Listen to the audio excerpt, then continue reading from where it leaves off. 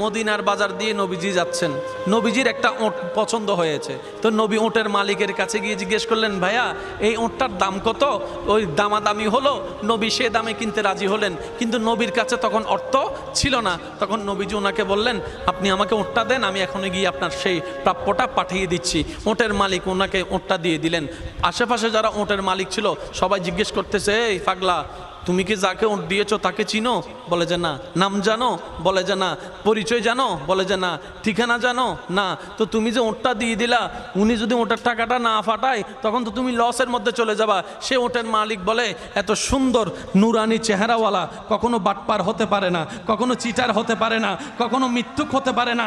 ওনার চেহারা দেখেই তো আমি ওঁট বিক্রি করার আগে মনটাই বিক্রি করে দিয়েছি, মনটাই বিক্রি করে দিয়েছি, মনটাই বিক্রি করে দিয়েছি। তোমরা যাই বলো, আমার মন বলে উনি আসবেই আসবে, টাকাটা পাঠাবেই পাঠাবে।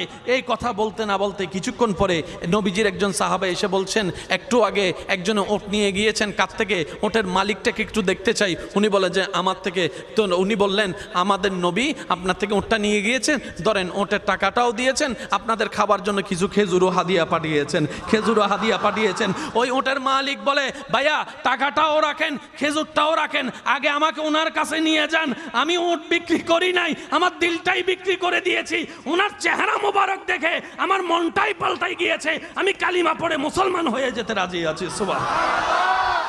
जिसका कोई सानी नहीं वो नबी हमारा है, मुस्तफा की अजमत का हद ही ना किनारा है। आशिक बोले, लम याति नजीर कफी नजरिन मिसले तुना शुद्ध पैदा जाना। चित्कार दिए बोलेन ना सुबहानाल्लाह। ওই নবীটা কাদের নবী? হয় নাই, সবার আওয়াজ বলেন, ওই নবীটা কাদের নবী?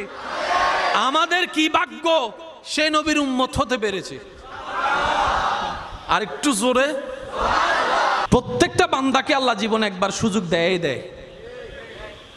সে যে ধর্মেরই হোক, একবার সুযোগ আল্লাহ দিবেই দিবে, কিন্তু সুযোগটা কখন আসবে আল্লাহ জানায় না। তো সেজন্য ওয়াকুনু মা সাদিকিনের আয়াত আমল করতে হয়। আর একটু জোরে বলি না সুবহানাল্লাহ।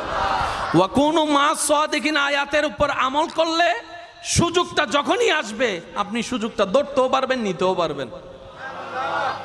কেউ হাসরের ময়দানে গিয়ে আল্লাহকে বলতে পারবে না, আল্লাহ তুমি আমাকে সুযোগ দাও নাই, এটা বলতে পারবে না। আল্লাহ পাক বলবে যে অমুক দিন এটা তোর সুযোগ দিছিলাম। আপনি তখন মনে মনে বলবেন, ও মাইলে ফিরে নাই তো নো বুঝি দেয়া না। কথা বলেন, কথা বলেন, কথা বলেন, ঠিক কিনা? আল্লাহ প্রত্যেক বান্দাকে জীবনে কয়বার সুযোগ দেয়? দিবে। হয়তো আপনার এসে